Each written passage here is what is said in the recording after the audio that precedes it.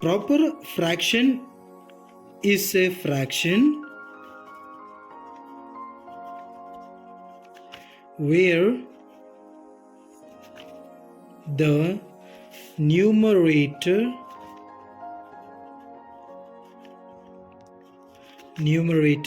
is smaller than the denominator. For example, 5 by 15. Look at this example. The numerator is smaller than the